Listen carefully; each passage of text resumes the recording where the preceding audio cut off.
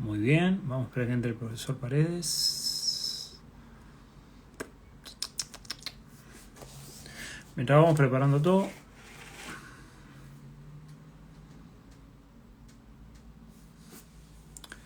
les cuento para hoy con el Claudio, con el profesor Claudio Paredes, vamos a grabar la última instancia del capítulo de zonas de entrenamiento. Y lo que vamos a hacer es jugar a básicamente...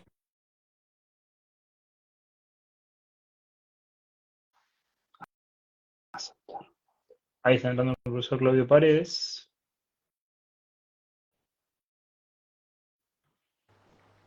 Profesor, ¿cómo le va? Lo he hecho madrugar. Hola, ¿qué tal? ¿Cómo andan? Buen día. ¿Todo bien? Cara de cansado tiene. Hace mucho que recién me levanto. Hace mucho que recién se levanta, está bien. Todo bien, acá estamos. ¿Cómo le va? Bien, bien. Ahí estaba justamente escuchando de que, bueno, como que en esta parte, después de haber hablado sobre las distintas zonas, ¿no es cierto? Y todo lo que implica cada una de esas zonas, es tratar de también hacer una relación sobre qué sucede después de haber preparado todo este tipo de entrenamiento, qué sucede en la realidad, qué sucede en la competencia o qué sucede dentro de un entrenamiento no planificado, una salida en grupo, ¿sí? Eh, que cuando nosotros, por ejemplo, planificamos un entrenamiento, ya sea en la zona que sea, eh, muchas veces analizamos los gráficos de potencia o de frecuencia cardíaca y podemos notar en el entrenamiento una estructura, ¿no es cierto? Ya sea, supone que sean, qué sé yo, 4 pasadas de 10 minutos, un ejemplo, a FTP, podemos ver eh, que todos los gráficos de ese tipo de entrenamiento está bien estructurado, bien armadito, con donde se puede ver el pico y cómo se sostuvo esa intensidad, se puede ver la pausa en una intensidad más baja, o si por ahí hacemos algún trabajo de resistencia, se puede ver también cómo la intensidad fue constante, ¿sí? Y cuando nosotros hacemos una salida en un entrenamiento, por ejemplo, con un grupo de amigos el fin de semana, o la barra, como se dice acá en la clásica, o como dicen en otros países, la grupeta, sucede algo totalmente distinto, porque es inevitable a veces eh, tratar de llevar a la práctica todo esto que venimos haciendo, ¿no es cierto? Siempre se termina generando una competencia y ahí es donde se estructura todo este tipo. Entonces, bueno, por un lado, eso es lo que sería en la salida, y por otro lado, sí, también cuando lo llevamos a la carrera en sí, si nos anotamos a una carrera y según el tipo de carrera, es donde también vamos a poder ver eh, qué tan estamos en relación al entrenamiento que venimos preparando.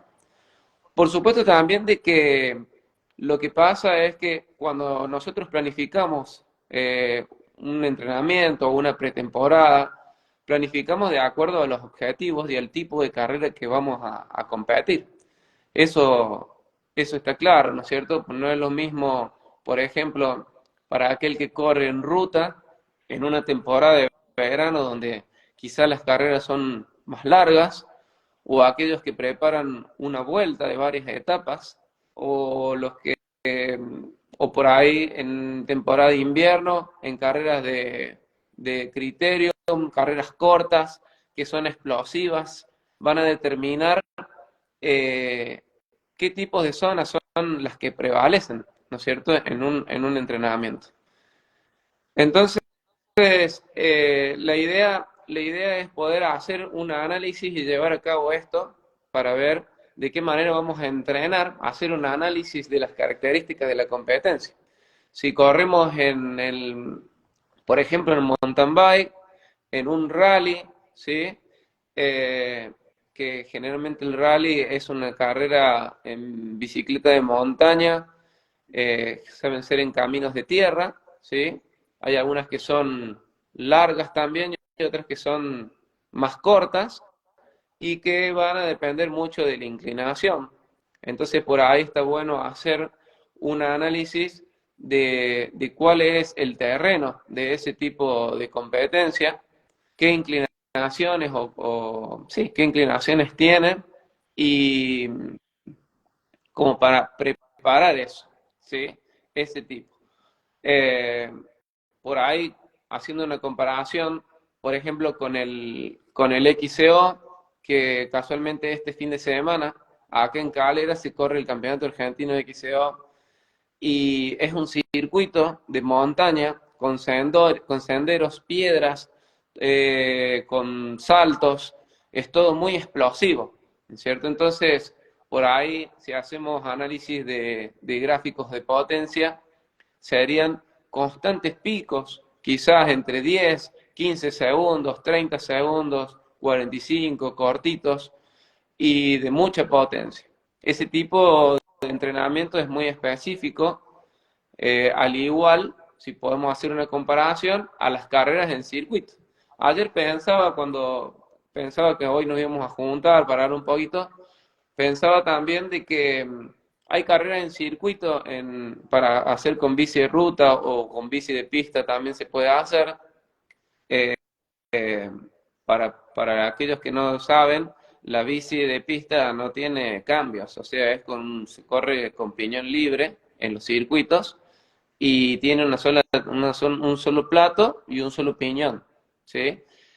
Eh, por ahí el tipo de circuito. Por ejemplo, yo analizaba de que una vez competimos en un circuito que eran 3 o 4 manzanas, entonces vos hacías 300 metros, dobla a la izquierda en una esquina de 90 grados, se dobla y se arranca fuerte y vuelven a pegar y dobla de nuevo y vuelven a arrancar y vuelves a doblar, ¿sí? Que no es lo mismo que correr en un circuito recto en donde se doble no, donde prácticamente cuando llegas a la punta te frenas a cero y arrancas.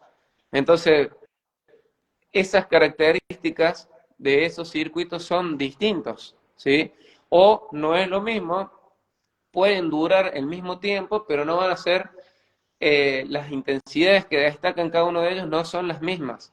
Por ejemplo, en el Kempes, que es el circuito acá del estadio, es un circuito prácticamente redondo, ¿sí? En donde en ese circuito no voy a necesitar de clavar los frenos y arrancar prácticamente de cero, como puede suceder en un circuito que es cuadrado con esquinas, ¿sí? Que muchas veces, como les decía, en temporada de invierno se saben hacer carreras, acá en Córdoba no tanto, hace mucho que no se hacen, pero hemos tenido la posibilidad de competir en barrios, ¿sí? Y cortan las calles y cuando vos llegas como les digo, haces 300 metros y doblas, entonces ese cambio de ritmo es significativo, se levanta por ahí muchos vatios, cada vez que doblas, frenas a cero y doblas. En el Kempes no sucede así, por ahí el esfuerzo es más sostenido en el caso que tenga que ver con el circuito. Después hay otro tipo de situaciones que van a hacer que cambien de ritmo, en el pelotón, ¿no es cierto? Los arranques, las salidas. Entonces, volviendo a como yo empecé la conversación, desde una estructura planificada, ¿sí? Apuntando el desarrollo de distintas zonas de entrenamiento, en la carrera sucede algo totalmente distinto, ¿sí? Porque nos vemos, eh, nos vemos influenciados, digamos, por distintas situaciones, por la situación del pelotón, en este caso del grupo, los distintos cambios de ritmo que voy a tener que salir a buscar, ¿sí? En el caso de que vayan pegando arranques constantemente, voy a tener que salir a buscar. En el caso de las carreras de mountain bike, el otro día se me dio por ir a competir una carrera de rural bike. Y todos te dicen, no, sí es muy parecida a la ruta, dice, porque eh, son caminos llanos, ¿no es cierto?, que se hacen en los campos rurales, propiamente dicho, donde alrededor hay todo siembras, y en esos caminos circulan los vehículos donde llevan los tractores, donde llevan las camionetas, y en esas calles se hacen las carreras. Yo digo, bueno, pareció la ruta, pero en un camino de tierra. Bueno, cuando largamos la carrera, es impresionante cómo te saca de ritmo el camino. En este caso, si bien es parecido que vas en bloque, van en pelotón, eh, te saca de ritmo constantemente el camino. ¿Por qué? Porque había piedras sueltas, había un montón de serruchos, ¿sí?, desniveles en el terreno constantemente, había arena, ¿sí?, que hacía que que las ruedas de la bici se te corran, se te clave, y que vos tengas que pisar, ¿sí?, para poder sostener el ritmo. Entonces no es como la ruta, en donde la ruta vos vas pisando y quizás desarrollas más velocidad, ¿sí?, y podés sostener una intensidad sin que sucedan que vos tengas que hacer un cambio de ritmo repentino. ¿Se entiende? Entonces, de pronto venimos rodando, el camino estaba parejo y de pronto agarra no sé, 300 metros de serrucho. Eso hace de que vos tengas que pisar más fuerte, ¿sí?, los pedales para poder sostener la velocidad que queremos, que estamos desarrollando. O de pronto se te entierra la rueda en la arena. Y el terreno vos lo ves, todo llano, no se nota. Pero de pronto se te entierra la rueda en la arena y hace de que pierdas la velocidad de golpe y vos tenés que pisar y desarrollar más fuerza de manera repentina para poder sostener esa velocidad, ¿sí? No te podés poner a rueda, entonces el viento te pega un poco más, vas haciendo más fuerza. ¿A qué me refiero que no te puedes poner rueda? De que a veces te tenés que abrir para esquivar un guadal de tierra o un banco de arena para que no entrar ahí, y entonces te tenés que abrir para buscar el terreno más firme. Y el que vos vas siguiendo va por una orillita donde vos no te pudiste meter. Entonces ya no estás a rueda, te va pegando el viento, te va pegando el viento, no pisa el guadal, pero te va pegando el viento. Entonces, los cambios de ritmo que se suceden en ese tipo de camino también hacen o que fluctúen tus esfuerzos sobre la bicicleta. ¿Se entiende? ¿Sí? A ver, a ver si voy ordenando un poco para ir relacionándolo. Sí.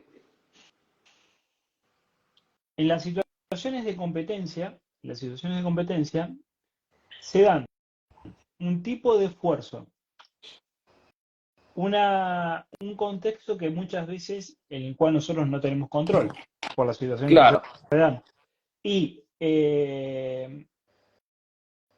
se dan también ciertas presiones psicológicas internas, ¿sí?, ciertos diálogos internos, que se escapan un poco de la teoría pura del concepto puro de la construcción, de la capacidad del deportista para competir, simplemente pensando desde que el deportista se construye desde una zona de entrenamiento. ¿Voy bien? Uh-huh. ¿Uniendo tu idea? Sí, Bien. tal cual. Y te voy tirando letra. A partir de acá empiezan los viejos principios del entrenamiento, que es el principio de la preparación general del deportista, que te va a servir como base para la preparación específica del deportista. Pero la preparación específica tiene un contexto específico, a una presión específica, con determinadas características específicas que muchos parámetros escapan a la estabilidad del entrenamiento de una zona. ¿Voy bien? Tal cual. Sí. Voy viendo bien los conceptos. Entonces, por eso todo ciclo de entrenamiento, independientemente del nombre que uno le ponga, independientemente de si son del tipo de carga que uno utiliza, tiene una fase de desarrollo general o de base, y tiene una fase de desarrollo específica y después una fase de desarrollo competitiva, donde se busca adaptarse a las demandas específicas de la carrera.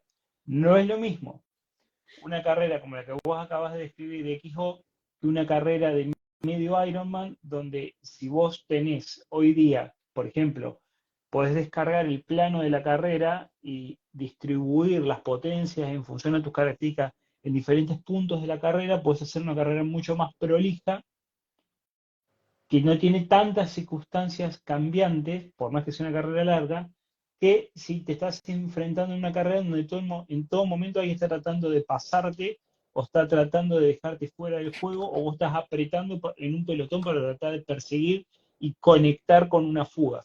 Ujú. ¿Muy bien? Sí, tal cual.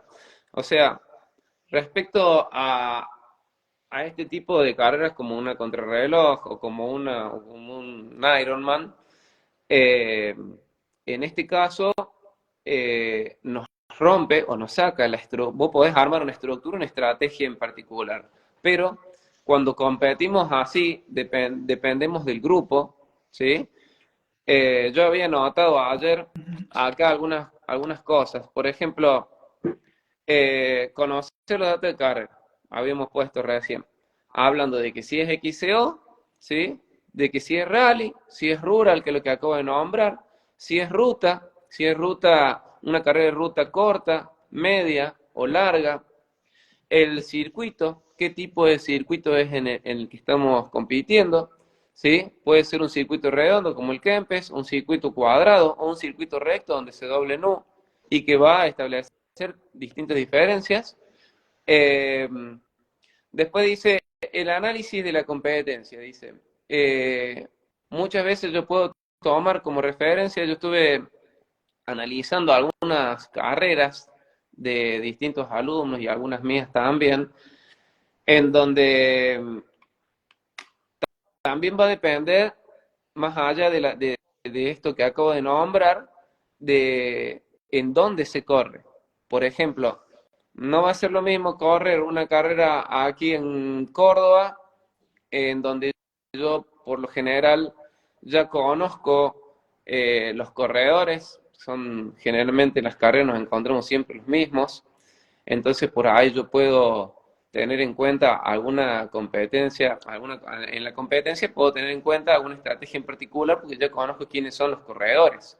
Por ahí vienen algunos de afuera, también los puedo conocer, pero no va a ser lo mismo correr acá en Córdoba que correr en otras provincias donde me puedo encontrar con competidores desconocidos, ¿sí? Y que no sabemos qué actitudes pueden tomar frente a la carrera. Y que yo tengo que estar preparado a la decisión que voy a tomar frente a eso, ¿sí? Muchas veces esa incertidumbre te puede llevar a que la carrera no sea como uno pensó que podría ser. Entonces, con eso me pregunto yo si hay una estabilidad en la carrera, si son momentos que me permiten en la carrera, ¿hay estabilidad durante la competencia? ¿Hay un momento en donde yo puedo recuperarme? Por lo general, en el mountain bike largan 3, 2, 1, bajan la bandera y largan a fondo. Entonces son los primeros 20 minutos más críticos de la competencia, en donde yo tengo que tratar de estar preparado para sostener esa intensidad. Luego de eso, en la competencia baja la intensidad y se puede ver en los gráficos cómo se calma. Hay como una calma durante la competencia en donde yo me puedo acomodar y recuperarme y encontrar un equilibrio. Por supuesto que no es una intensidad en donde voy a ir muy cómodo, pero sí me va a permitir recuperarme. Eh, o puede pasar también de que no aguante esa intensidad y tengan que dejarlos ir. Tengo que dejarlos ir y buscar un grupo en el donde yo pueda rodar mucho más cómodo, ¿no es cierto? Eh, Después había hablado de que, bueno, de lo que me puede cambiar este ritmo constante podrían ser las subidas, las bajadas, los serruchos, el pasto, hablando del mountain bike, ¿no es cierto? Los pozos, la arena, van a hacer que mi ritmo varíe constantemente, haciéndome cambiar de intensidad y haciéndome hacer más o menos fuerza. ¿Eh? El frío y el calor también son factores que van a influir en mi rendimiento y que para eso se tienen que generar adaptaciones, ¿sí? Y el viento también influye mucho en la velocidad para poder sostener el ritmo. Eh, bueno, principalmente eso a lo que es conocer los datos de carrera. Otra cosa que muchos hacen en el periodo precompetitivo es ir a hacer un reconocimiento. ¿no es cierto?, de los tipos de competencia que voy a hacer. Muchas veces algunos apuntan a la competencia de una temporada y otros a una carrera en particular. Yo he tenido alumnos que me dicen, no, no, yo me quiero preparar solamente para correr la Vuelta de las Altas Cumbres, que tiene una característica muy particular. Entonces ellos cada tanto van, hacen un reconocimiento, hacen tramos, ¿sí? Evalúan las inclinaciones, el terreno, y es muy particular esa carrera. Y no corren otra. Entonces, bueno, el reconocimiento de la carrera eh, también te va a ayudar a que vos sepas de alguna forma armar una estrategia para ese tipo de carrera, ¿sí? Después, otra forma que estamos este, pensando respecto a las carreras de ruta son ensayos, ¿sí?, que podemos hacer simulando lo que puede pasar en la carrera, teniendo en cuenta las experiencias vividas, ¿sí? Por ejemplo, salimos en grupo con chicos que tengan el mismo nivel, más o menos con datos parecidos en los entrenamientos, en FTP y en zonas por encima de FTP, y practicar, por ejemplo, cosas que suceden en la carrera. Por ejemplo, una redonda que le dicen, ¿sí?, que es un relevo constante que puede sucederse en una fuga, ¿sí? Si se arma una fuga, poder hacer una redonda constante. Paso, tiro, 3 4 segundos y me abro, pasa otro, pasa otro, pasa otro, ¿sí? En eso la intensidad es bastante fuerte, entonces por ahí en algunas oportunidades hemos podido practicar o ese ejercicio, también lo practican los equipos, ¿sí?, en donde hacen pasada de 10 minutos en grupo, tirando constantemente y haciendo ese relevo, por ejemplo. Otro tipo de entrenamiento que se puede hacer es tirar a un ritmo constante, son todos ejercicios preparativos para la competencia, cuando ya nos estamos acercando al periodo de competencia, ¿sí? Eh, y plantear situaciones problemáticas. Por ejemplo, va rodando de grupo, un ejemplo, a 40 kilómetros por hora o a 45 kilómetros por hora. Eh, y de pronto, bueno, se efectúan ataques. Arranca uno, tiene que salir a buscarlo, cerrar esa fuga, ¿sí? Y van a ser dentro de una intensidad, por ejemplo, que puede estar en la zona de sweet spot o FTP, ¿sí?, que vamos rodando en esa zona, y hacer arranques de 15, de 20, de 30 segundos, en donde de pronto salimos de esa zona, nos vamos para la zona por encima de FTP, FRC, para salir a conectar. 30 segundos, 15 segundos, conecto, se abren, recuperan de nuevo en esa zona de tempo o de sweet spot, ¿sí? O de FTP también puede ser. O sea, yo creo que hay que practicar todo lo que hemos preparado en ese periodo de entrenamiento o de pretemporada. Tenemos que llevar a la práctica eso, rompiendo esa estructura que veníamos haciendo al principio para el desarrollo próximo a la competencia. Entonces van a hacer muchos arranques para poder practicar esas situaciones de carrera. Permítame, profesor, Sí, hay una cosa que quiero aclararle a la gente. El Claudio está especificando en forma muy detallada las situaciones y las demandas en competencia, en diferentes tipos de competencia. Entonces, una pregunta que uno se podría hacer, entonces, si me están diciendo que en situación de competencia se rompe completamente el esquema que venimos trabajando con la zona de entrenamiento, ¿para qué hacemos zona de entrenamiento? Y ahí hay una mala interpretación. Yo ahí voy a aclarar 3 puntos porque hay una mala interpretación. bien, El periodo de base, como su nombre lo indica, o el periodo de construcción, o el periodo de introductorio, o el periodo, como ustedes lo quieran llamar, de acumulación, es fundamental porque tiene tres puntos básicos. Primero, me permite generar las bases fisiológicas que después me van a permitir sostener intensidades mucho más altas a ritmos específicos. O sea, si yo no hay un periodo de base, lo que yo pueda ganar simplemente haciendo cosas específicas lo voy a perder rápidamente. Lo que rápidamente gano, rápidamente lo pierdo. Punto número uno. Un principio básico. Cuando yo construyo algo, hay algo que tengo que dejar de hacer. Entonces, el tema es si yo dejo de hacer algo, ¿cuánto tiempo puedo dejar de hacerlo antes de perderlo?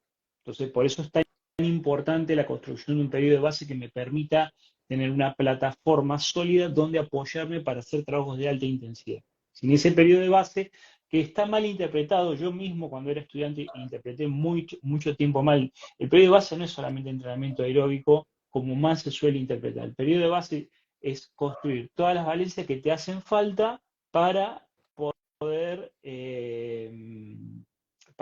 soportar el trabajo específico. Si en el periodo de base tenés que hacer velocidad, tenés que hacer velocidad. Si en el periodo de base tenés que hacer fuerza explosiva, vas a hacer fuerza explosiva. Si en el periodo de base tenés que hacer trabajos de alta calidad aeróbica, vas a hacer trabajos de alta calidad aeróbica. Eso es muy individual. Eso, repito, son todas las valencias fisiológicas, tácticas, técnicas, psicológicas y de hábitos que te hacen falta para poder soportar los trabajos específicos. Ahí después vamos a ir leyendo, discúlpeme, no me quiero ir perdiendo con las preguntas. Usted, profesor, vaya leyendo las preguntas que hay abajo, Sí, voy leyendo. así yo no me pierdo. No, soy hombre, no puedo hacer dos cosas al mismo tiempo, discúlpeme. Bien, ¿qué pasa? Y el otro punto fundamental del periodo de base es paliar todos los defectos que genera la preparación específica. No es un concepto mío, es un concepto de Alan Corsen cuando explica por qué es tan importante el periodo de base, porque en el periodo específico, cuando tenemos poco tiempo, que estamos compitiendo mucho o tenemos afianzados malos hábitos motores, justamente empezamos a tener errores. Cuando competimos mucho sin una preparación de base previa, empezamos a consolidar el error. Entonces el periodo de base lo que viene a buscar es la corrección de todos esos fallos consolidados o esos errores que tenemos asimilados y tratar de reestructurarlos para hacernos mucho más eficientes. Bien, ahora, con el periodo de base, ¿podemos competir? Sí, podemos competir. ¿Qué también podemos competir? Y podemos competir hasta cierto punto, porque nada te va a preparar para una competencia mejor que frecuentar las situaciones que vas a tener que enfrentar en competencia, las cuales no vas a poder soportar durante mucho tiempo si no tenés un buen periodo de base. Por eso es tan importante la construcción de las intensidades necesarias que el deportista le hace falta para poder encarar el periodo específico y el periodo de competencias con mucho más éxito y poder sostenerlo en el tiempo. Eso también depende mucho de lo que dijo el Claudio recién, si yo me voy a dedicar solamente a correr una carrera o me voy a dedicar a un periodo de competencias estabilizado. Entonces, ¿cuál sería el mensaje acá rápido? Que cuando entramos en el periodo de competencia se desdibuja esta diferencia entre sweet spot, tempo, FTP. No, es lo que la competencia me demanda, de la forma que me la demanda, y yo genero situaciones que me permitan soportar esa demanda. Ahora quiero hacer otra aclaración. Una cosa es hacer una preparación de base muy de base, quiere decir, supongamos, yo en este momento estoy en Irlanda. Irlanda es esto, es peor que Córdoba. Es subida, bajada, curva contra curva, subida, bajada, caminos anchos, caminos cortos, lo que sea. Yo puedo hacer un desarrollo de periodo de base en el lugar específico, en las condiciones climáticas y condiciones demográficas específicas en las que voy a competir, lo cual sería una preparación de base específica, valga la redundancia, o lo puedo hacer en un lugar con un clima y una geografía que no tiene nada que ver en el lugar donde voy a competir. Eso es un periodo de base más general. Entonces, nunca hay que perder el para qué estoy haciendo algo. Siempre estoy haciendo algo para después poder hacer otra cosa. Eso tiene que ser un punto para que ustedes no se pierdan, porque si no hemos venido desarrollando capítulos del entrenamiento, de la zona de entrenamiento, y no entendemos cómo se unen estos conceptos entre lo que es la preparación de base y lo que es la preparación específica. ¿Sí? Sí, Creo, ahí le bien. tiré un salvavidas de plomo, le tiré, como le decimos los argentinos. Ahí, Paola preguntaba que cuánto tiempo duraba un periodo de base y como que de qué dependía, ¿no es cierto? Eh, yo creo que eso primero que lo importante es individualizar el entrenamiento, ¿no es cierto? Porque no todos los atletas son iguales. Quizás el periodo de base no va a ser lo mismo para un atleta que ya viene de años compitiendo que para alguien que recién está empezando. Mm, Principalmente eso. Estoy leyendo, perdón, estoy leyendo Sí, sí. para poder ir guiándome. En el periodo de... esa chica te preguntó. Se me fue el profesor. Vamos a ver si vuelve a entrar.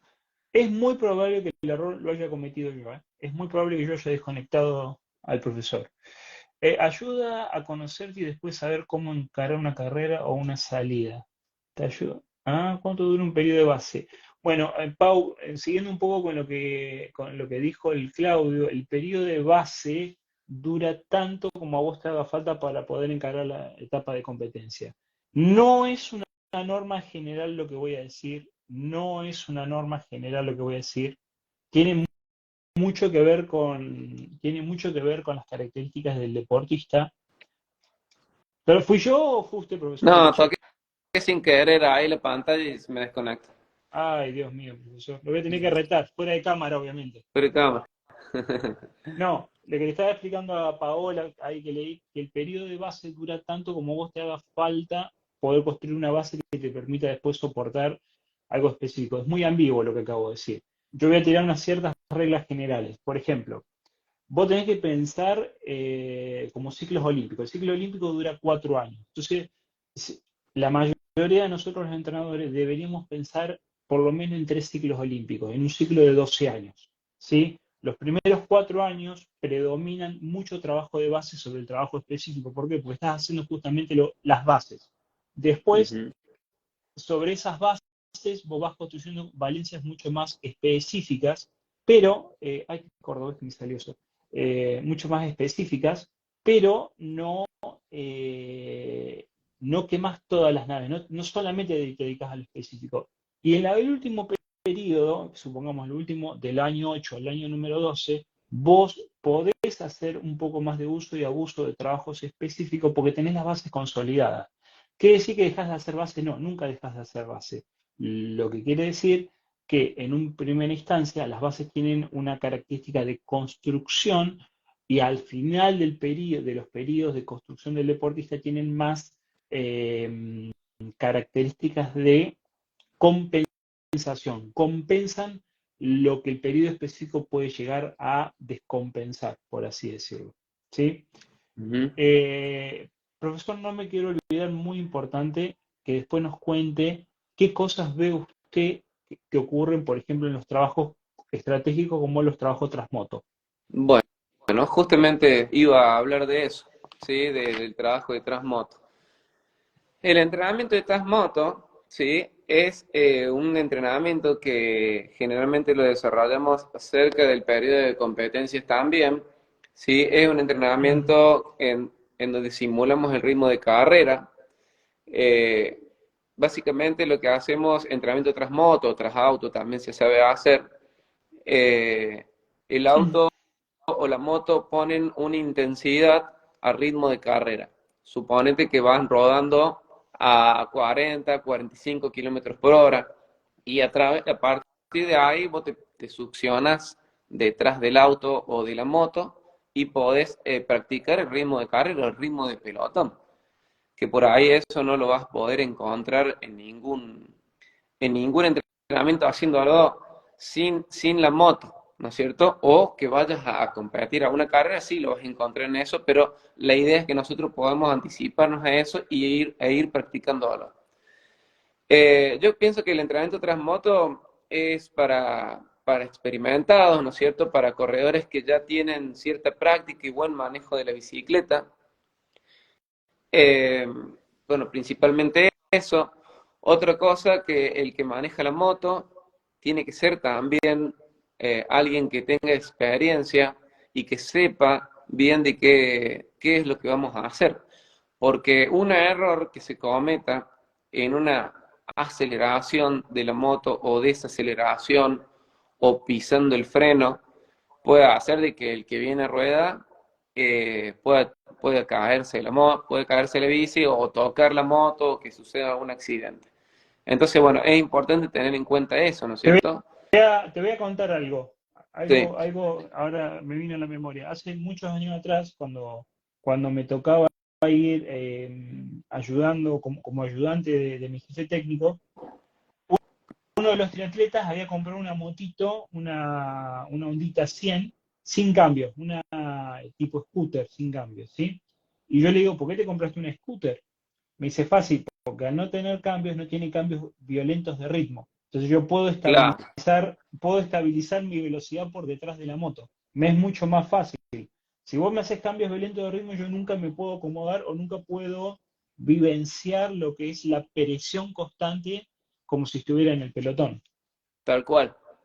Sí, el scooter por ahí es como más prolijo a la hora de acelerar por ahí cuando tenés que... Yo le he hecho otras motos muchas veces a los chicos con mi moto que tiene embrague, pero bueno, es cuestión de saber hacer el uso de la embrague, de hacer un cambio muy suave en las marchas y no generar esto que pueda hacer de que el ciclista se choque la moto, ¿no es cierto? Te voy a Algunos le hacer tres, ponen... te voy a hacer tres preguntas con el trabajo de Transmoto para que la gente lo pueda entender. Por ejemplo, quiero que me des un ejemplo de una serie de trabajo Transmoto. Quiero que me des el objetivo del trabajo Transmoto y cuando haces el análisis de datos posterior a ese trabajo, ¿qué es lo que ves? Bueno, bueno, uno, antes de hablar de ese detalle, yo quería hacerles una introducción de lo que implica el trabajo tras A, moto. Como lo que a decía ver, recién, entrenar el ritmo de la carrera es solamente para aquellos experimentados, ¿sí? El que maneja la moto tiene que tener experiencia a la hora de manejar la moto. Ahí podemos entrenar con potencia alta, con cadencia alta, en una alta velocidad, ¿sí? Y en un torque bajo, o sea, haciendo una fuerza que no sea tan significativa como la haces cuando no estás detrás de moto. A no ser de que la moto te haga un cambio fuerte de ritmo, ¿no es cierto?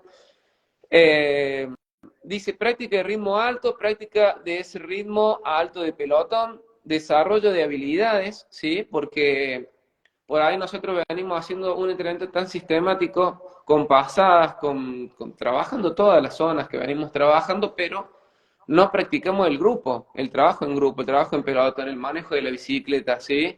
El sacar la bici para un costado, para el otro, arrancar a esa gran velocidad, ya hace al desarrollo y el ensayo de la técnica sobre la bici. Siempre es importante practicarla. Aprendes a ponerte del lado correcto de la moto para que el viento te pegue del lado menos posible, porque por ahí cuando vos haces un trabajo individual sin moto, bueno, vos vas haciendo el trabajo, vas haciendo los cambios de ritmo, todo, pero cuando te llevan fuerte, cuando te llevan a gran velocidad, es importante ubicarse del lado que hay que ubicarse en el pelotón o en este caso de la moto. ¿Sí? Si yo tengo un viento cruzado, ¿sí? Del lado derecho, no me voy a ubicar del lado derecho de la moto, sino me voy a ubicar del lado izquierdo de la moto, para que la moto me tape el viento. Y lo mismo pasa en el pelotón. ¿Sí? Depende de qué lado vaya pegando el viento, es donde más me va a convenir acomodarme con la bicicleta, ¿no es cierto? Entonces aprendes a ponerte a rueda en la distancia correcta también. No es lo mismo dejar una distancia de 1 metro con respecto a la moto o con respecto al pelotón que, ir a 10 centímetros o a 20 centímetros de la rueda de la moto, ¿sí? Entonces eso también me va a ayudar a mí a pensar a dónde me tengo que ubicar. Porque ustedes piensen de que si yo voy a ir a rueda en un grupo, en un pelotón y no me sé ubicar bien en rueda, estoy haciendo fuerza de más. Y aunque yo no me dé cuenta, a la larga eso me va generando fatiga, ¿sí? Me va fatigando, me va cansando. Y yo lo que tengo que hacer en la competencia es... eh, tengo que hacer economía, ¿sí? Para poder llegar al final de la competencia o en un momento crítico con la mayor fuerza posible, con la mayor energía posible. ¿Se entiende? Eh, bueno, como había dicho, es un entrenamiento ideal para realizar en el proceso final de la pretemporada, ¿sí? Donde nos estamos acercando a las competencias. Podemos entrenar a ritmo de tempo, 1 hora o más, ¿sí? Una intensidad cómoda, pero a diferencia de un entrenamiento a ritmo de tempo sin la moto, no vamos a desarrollar la misma velocidad. Tras moto vamos a ir a mucha más velocidad. Podemos hacer también entrenamiento en otras zonas más altas, ¿sí? Por mucho tiempo. Y también podemos este, desarrollar una potencia que, que no la desarrollamos con la cadencia requerida. Vamos a desarrollar una potencia con mucho más cadencia. ¿Se entiende? De ahí podemos hacer lo que venimos, lo que vos me decías, Ale. Practicar los ritmos. Eso es lo que vos me habéis preguntado, ¿no es cierto? Claro, Recordame. para que la gente lo pueda entender, yo te pedí una situación. Yo quiero que me plantees una serie, Sí, ¿sí? Que me plantees una serie real, una serie que vos hayas trabajado. Después, sobre esa serie, yo lo que quiero saber es qué cosas se modifican o qué cosas no se modifican.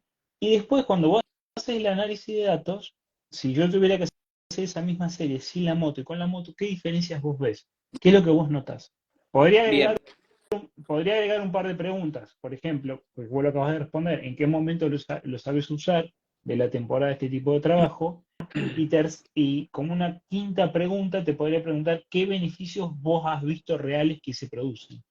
Bueno, por ejemplo, en una serie simulando ritmo de competencia, hemos practicado Transmoto, suponete a una velocidad de ritmo de pelotón, 40, 45 kilómetros por hora. La bicicleta nos ubicamos detrás de la moto, vamos todos atrás de la moto, vamos todos no, voy a hacer una corrección. El entrenamiento tras moto pueden ir dos, máximo tres detrás de la moto. Ya un cuarto, un quinto ya no, porque queda como fuera de rueda. No te permite acomodar. Distinto en el pelotón, donde el pelotón es ancho. Entonces, la cobertura, ¿no es cierto?, para el viento es distinta. Entonces, bueno, vamos a 40, 45 tras la moto y de pronto nos abrimos y arrancamos a esa velocidad superando, pasando la moto. La pasamos fondo, fondo, 30 segundos o 20 segundos y corto, ¿sí? Me abro, espero la moto y la moto me va a pasar a la misma velocidad de la cual habíamos arrancado, ¿sí? Y O es un sea, ritmo que la moto va a un ritmo estable. es estable. Entonces nosotros le arrancamos la moto, la atacamos a la moto y después 15, 20, 30 segundos me abro, aflojo, me tengo que recuperar porque viene la moto y saltar y ponerlo nuevamente en la moto. Eso me va a hacer no solamente el esfuerzo, ¿sí? Que es su máximo o máximo durante una X cantidad de segundos, sino que también me voy a tener que volver a arrancar para acomodarme el de la moto, ¿sí? Por ahí la moto pasa rápido y me tengo que volver a parar en los pedales para volver a acomodarme rueda, ¿sí? Y ahí sí recuperar tras la moto. Por ejemplo, esos son ritmos donde hacemos cambios de ritmo constantes, ¿sí? Donde salimos detrás de la moto, partimos y nos volvemos a ubicar a rueda de la moto. ¿Se O entiende? Ahí sea, o simulamos. sea, o sea que si yo paso en limpio lo que vos me estás contando, el trabajo tras moto, vamos a suponer, voy a hacer una división muy simple. Intensidades medias bajas, intensidades medias altas. Una Ujú. línea divisoria. Vamos a suponer que estamos en el punto de potencia crítica. Separo lo que no puedo sostener por mucho tiempo, lo que puedo sostener en forma más estable. El trabajo Sí, tras moto a mí me permite estar más de la línea para arriba y tener que recuperar dentro de esa franja de incomodidad. Poder exactamente. sostenerme más tiempo dentro de esa franja de incomodidad. Si yo lo llevo a números o a teoría de la potencia crítica, si bien estando yo solo y cuando yo me paso de los ritmos de la potencia crítica, la batería anaeróbica o la W' se baja mucho más rápido porque gasto mucho más kilojoules, en el trabajo tras moto me permite sostener intensidad en donde si yo lo hiciera normalmente mi batería anaeróbica se descargaría mucho más rápido, me permite recuperar mis intensidades más altas. Entonces, Tal cual. todo ese bloque se sostiene a alta intensidad. Ataco a muy alta intensidad, recupero alta intensidad. Ataco a muy alta intensidad, recupero alta intensidad. Hasta que Exactamente. inevitablemente esa batería se terminó de agotar y tengo que recuperar suave. Ayer estaba entrenando en el Kempes y aproveché a hacer un trabajo parecido, si bien no era una moto, era un chico que estaba haciendo unas pasadas largas, ¿no es cierto? Que eran como de 10 minutos. Y él iba rodando todo el tiempo a más o menos a 40, 42, 40, 42, depende del lado del circuito, porque por ahí pegaba el viento. Entonces yo me ponía en rueda y yo hacía unos trabajos, unos arranques cortos que duraban entre 30 y 35 segundos. Entonces yo me ponía en rueda de él y cuando llegaba al lugar donde yo quería arrancar, arrancábamos, me le iba, arrancaba 30, 35 segundos y aflojaba. Y yo me daba vuelta y él ya venía, y tenía que saltar y ponerme rueda de él de nuevo. Entonces yo aprovechaba de él que estaba haciendo ese trabajo para yo también hacer un entrenamiento parecido a este que estamos hablando de la moto. Por ahí con la moto lo podemos hacer un poco más rápido también, ¿sí? Eh, bueno, principalmente eso. Eh, otra, Otro ejercicio que podemos hacer eh, tras moto es la práctica esta de la redonda, que habíamos hablado de que lo podíamos practicar con un grupo de chicos, pero en este caso también lo hemos practicado con la moto. Por ejemplo, la moto va rodando 40 kilómetros por hora, una intensidad o una velocidad que yo pueda sostener, y la paso a la moto y me abro, paso por adelante de la moto y me vuelvo a poner atrás. Paso y me abro, paso y me abro. ¿Sí? Ahí podemos hacer series de, por ejemplo, de 10 minutos, podemos hacer series a esa intensidad también, donde yo voy a practicar esto que se sabe generalmente dar en una fuga, en donde la colaboración de todos los participantes de esa fuga es pareja, o a veces se puede dar que en la fuga no hay una colaboración de todos los que están en la fuga, sino que suponete que en la fuga entraron todos del mismo equipo y la fuga le sirve a esos dos del mismo equipo, entonces tiran entre los dos una redonda fuerte este, para que esa fuga se termine consolidando, ¿no es cierto?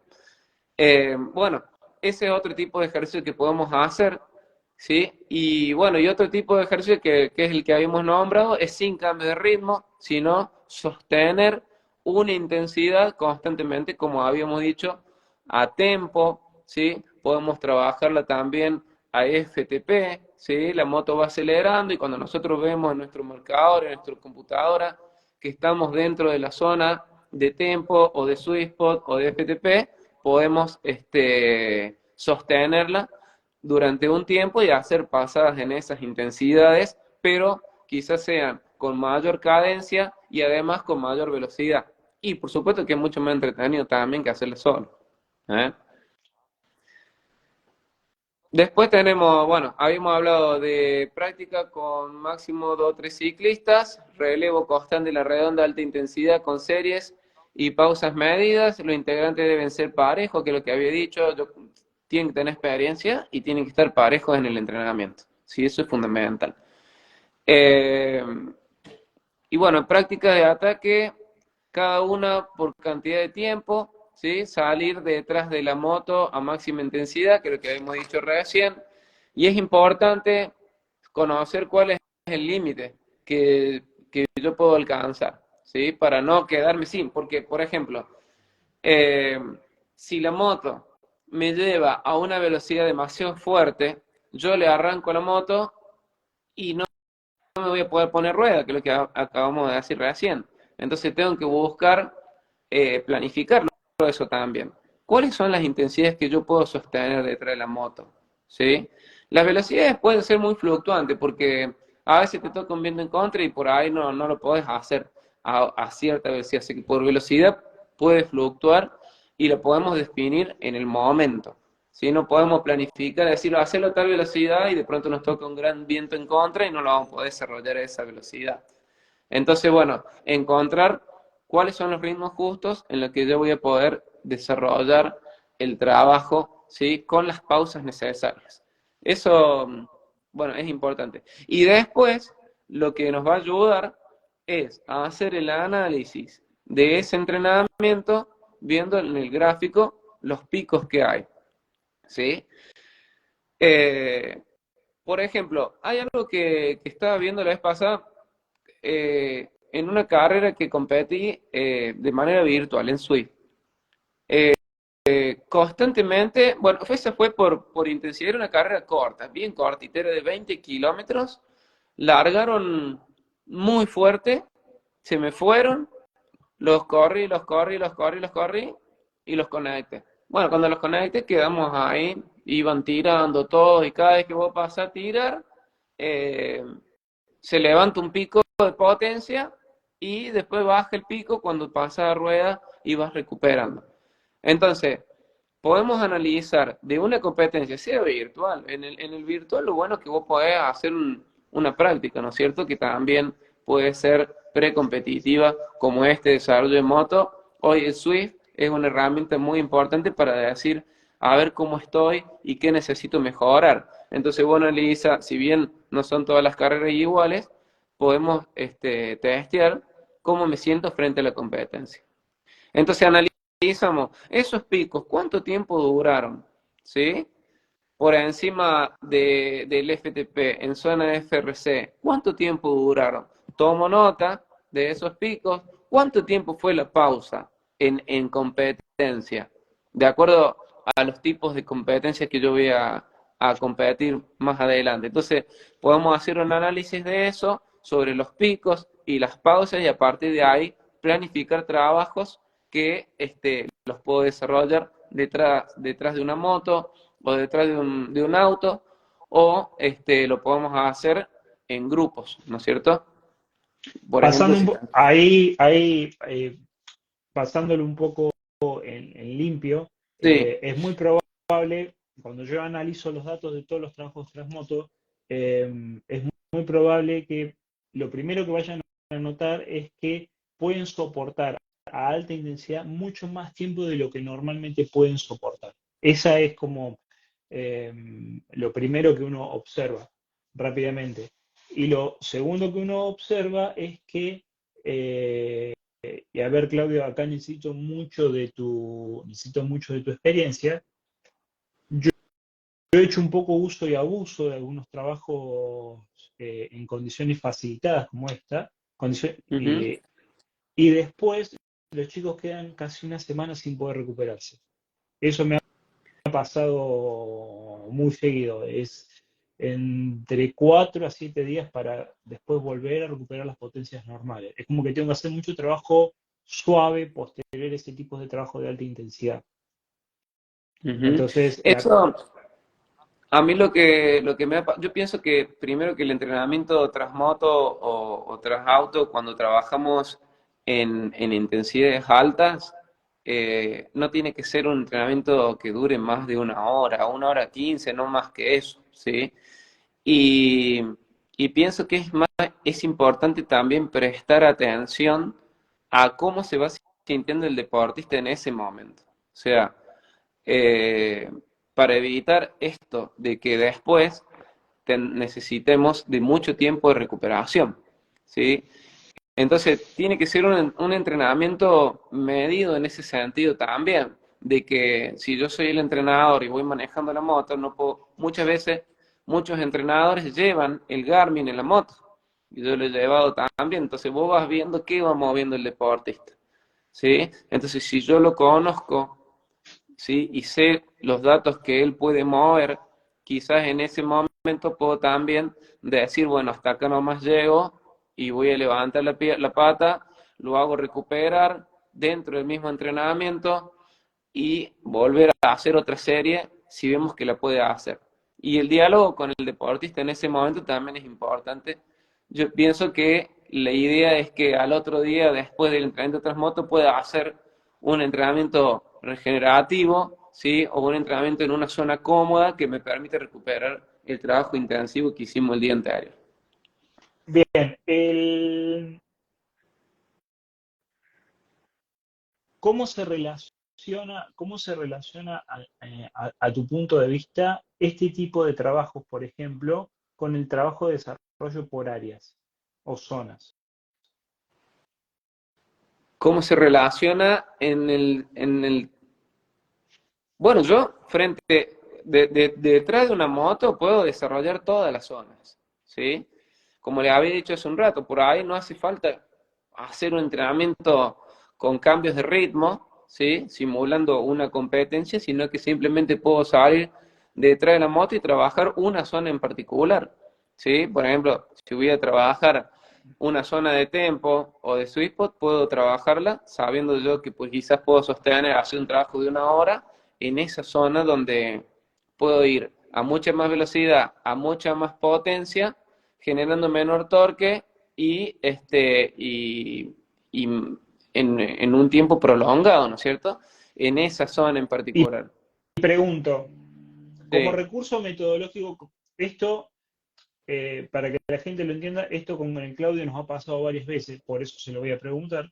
Cuando uno está atascado en una zona, por ejemplo, está el concepto de respondedores y no respondedores a una zona. Hay gente que dice que, o hay teoría en realidad, y comprobado en forma matemática también, de que hay deportistas que van a responder mucho más a la intensidad y hay deportistas que van a responder mucho más al volumen, o a la calidad o a la cantidad, y hay deportistas que requieren mucho más acumulación de tiempo en zona para pegar un salto de calidad, y hay deportistas que son un poco más sensibles a la zona. Eso tiene mucho que ver con su tipo de fibra muscular, experiencia, etcétera, etcétera, etcétera. ujú. Un tipo de trabajo como este, que en este caso sería una condición facilitada, ¿me serviría para mejorar una zona o una intensidad en la que estoy atascado y no puedo mejorar? Sí, ¿Podría servir seguro. como recurso metodológico? Sí, seguro. Yo pienso que sería un buen recurso para tratar de desarrollar o incrementar un poquito más esta zona, donde por lo general, quizá puede haber muchos factores por el cual yo no puedo evolucionar en una zona o que me demora o que me genera mucho tiempo desarrollarla. Entonces, quizá con este facilitador podemos asistir, ¿no es cierto?, para llevar un poquito más arriba la zona o en el rango de vatios donde yo quiero entrenar, ¿no es cierto? Y si no es por vatios, ya sea por frecuencia cardíaca. Por ejemplo, en los chicos nuevos, en alguna oportunidad hemos entrenado en el Kempes y, y bueno, a ellos les cuesta, entonces yo por ahí les hago hacer un entrenamiento tras grupo, ¿no es cierto? Donde hacemos de manera medida, con tiempo. Le digo, ponete atrás de este grupo. Por ejemplo, una intensidad que él pueda sostener, por supuesto, que yo voy viendo los grupos cuáles son.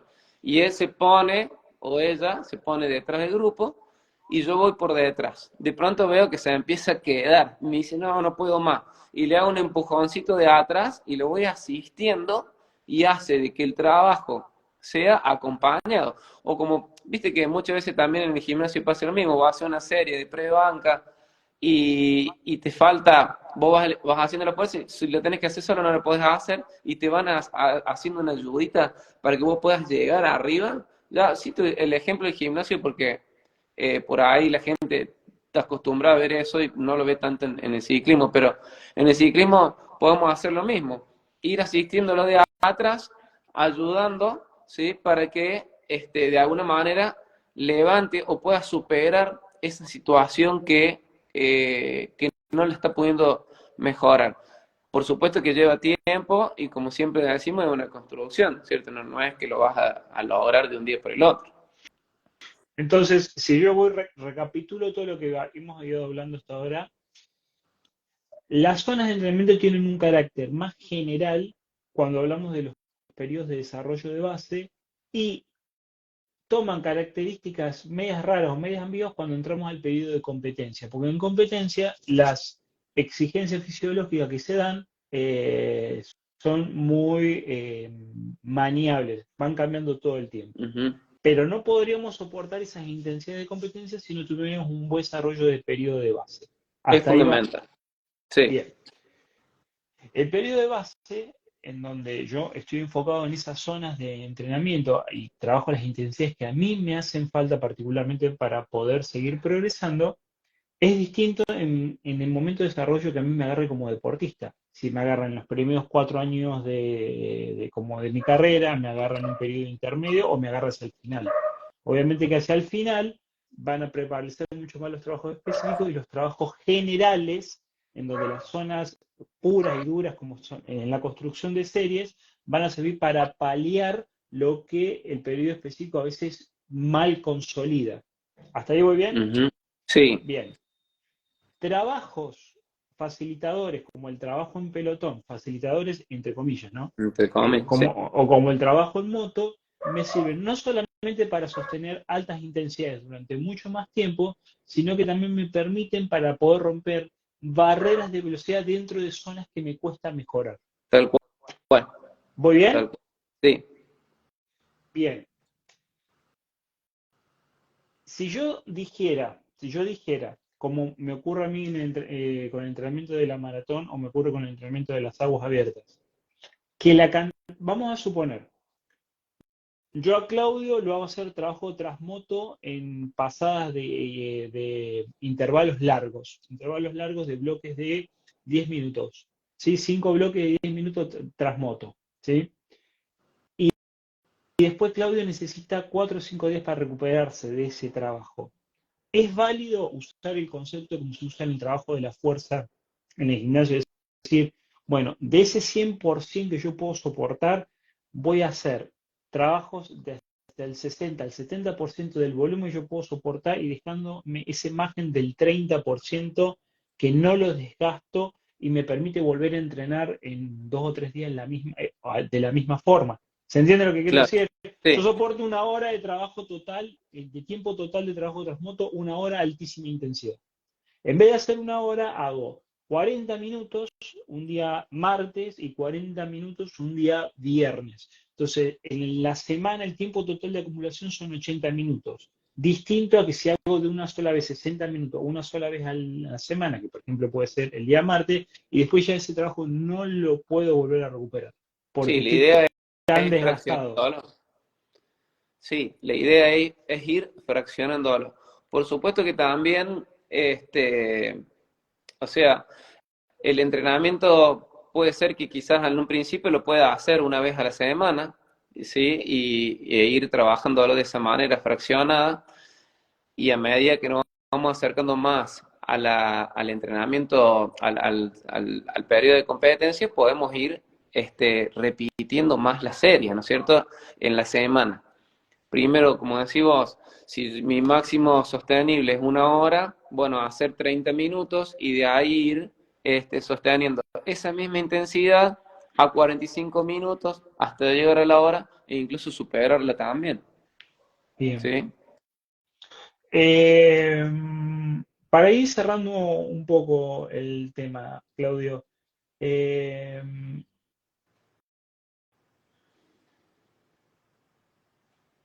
y presta atención a lo que te voy a preguntar, ¿no? Sí.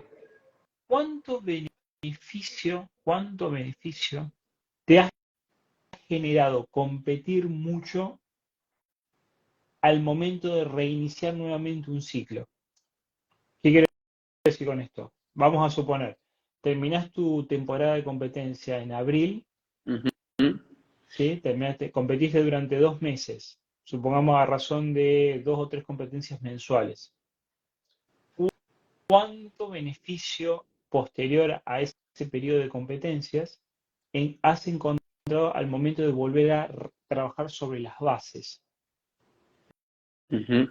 Bueno, no es lo mismo volver a trabajar sobre las bases después de haber desarrollado un periodo de competencias, suponete desde noviembre o desde septiembre, que hubiera empezado a competir hasta abril, unos 6 meses. Después, bueno, por lo general hacemos un descanso, un parate, ¿sí? De 15 días, 20 días y volvemos a empezar a desarrollar las bases. En ese momento va a ser mucho más fácil, ¿sí? Volver a adaptarme que si hubiera venido de un periodo de no competencia. Vengo armando una pretemporada para competir. Entonces, el beneficio y esas adaptaciones que se formaron, ¿sí? No solamente del desarrollo de pretemporada, sino también durante la pretemporada, fueron adaptaciones que se generaron en todas las zonas, ¿sí? Y que cuando comienzo el segundo ciclo, donde empiezo a prepararme para un nuevo periodo competitivo, va a ser mucho más fácil porque voy a tener adaptaciones adquiridas para el próximo periodo de competencia. Quizás me cueste mucho menos desarrollar esas bases nuevamente. O sea, el desarrollo de las bases, la construcción se va generando constantemente. Y voy a cerrar este capítulo que gracias a Claudio creo que le hemos podido dar muchísima riqueza, tratando de responder una pregunta que vos nos hiciste por el grupo privado que tenemos el otro día. Porque me quedé Ah, pensando cómo respondértelo en forma práctica. ah, sí, ya sé ¿Sí? cuál. Claudio pregunta, cuando tenemos una persona que le gusta entrenar mucho, que entrena mucho, pero que compite poco, o a razón más o menos de una competencia por mes, ¿cómo podemos hacer para que no se nos lesione? La primera pregunta que yo te haría es ¿por qué se te lesionaría si puedes soportar la carga que vos le estás poniendo? No tendría. Esa sería una primera pregunta que yo te haría como entrenador. Pero una gran respuesta que yo te podría dar, venida de la práctica, es que cuando vos tenés mucho tiempo una calidad de la cantidad, o sea, tenés una base de mucha calidad aeróbica, Ujú, fácilmente puedes meterlos en ritmo. claro. Entonces, te vas haciendo como, vamos a suponer, tenemos un ciclo de base, un ciclo específico y un ciclo competitivo.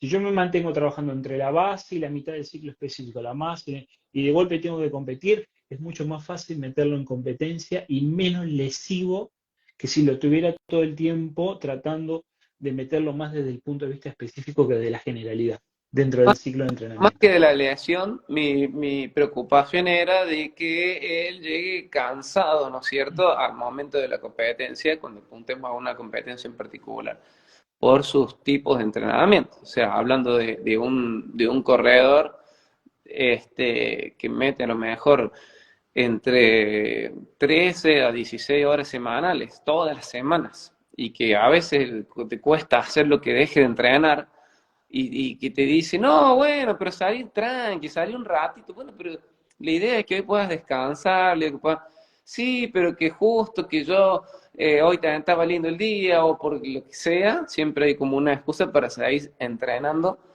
y nada, que principalmente mi miedo era ese, ¿no es cierto? De que llegue fatigado, que después llegue el momento de la competencia y llegue fatigado porque le cuesta detenerse, porque le cuesta parar, porque entrena todo el año, durante todo el Lo que año, pasa, lo no que pasa es corta que usted, nunca.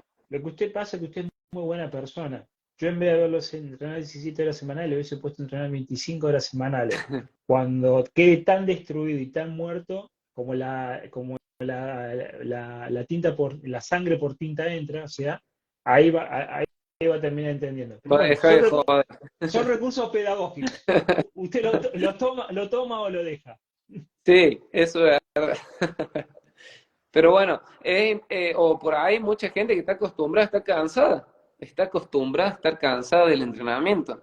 Entonces, no pueden ver el progreso, o sea, están como estancados siempre en lo mismo. Entonces, cuando vos logras que ellos paren y dejen de entrenar, se empiezan a recuperar y pueden notar la diferencia que hay cuando, luego de trabajos y de preparaciones, pueden ver una mejora en sus marcas, en sus tiempos, etcétera, o cuando van a hacer un circuito que normalmente lo hacen, logran hacerlo más rápido de lo que lo venían haciendo. Sí, Eso también, no, yo empezaría a preguntarme por qué no quieren estar en la casa, ¿no? ¿Por qué se escapan de la casa?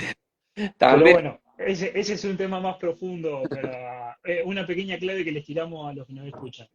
Para cerrar un poco este capítulo y reflexionando sobre lo que dijo el Claudio, que es la razón de ser de estas charlas y de estos podcasts que grabamos, es que el proceso de entrenamiento es un proceso educativo. Entonces, si ustedes no entienden cómo funciona el organismo, tanto a nivel fisiológico como a nivel psíquico, como a nivel social, es muy difícil que puedan mejorar. Vamos a mejorar mucho al principio, pero va a llegar un momento en que si no cambiamos las estrategias y seguimos siempre haciendo lo mismo, no esperemos resultados distintos a lo que estamos haciendo.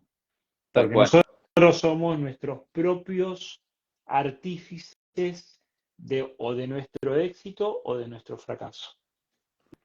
tal cual, tal cual es así, profe. Bueno, Profesor, le agradezco un montón este cierre de capítulo, es la cuarta entrega que hacemos sobre este tema, lo damos por cerrado y yo creo que ya los próximos capítulos ya podemos empezar a hablar un poco de qué métodos podemos utilizar para desarrollar cada intensidad de entrenamiento, cada zona de entrenamiento. Bien, bien, bien. Bueno, Ale, nos estamos hablando y ya vamos próximamente a encontrarnos. Sí, a mí lo que me molesta es que usted cada vez parece más joven que yo y eso me pone de muy mal humor. Así que Y bueno. viste, vos viste lo que es esto, vos viste cómo es esto. Cuídense, profesor, cuídense del Dale, otro lado y gracias por estar ahí. Cuídense todos. Hasta la gracias próxima. a todos. Chao, chao. Chau, chau.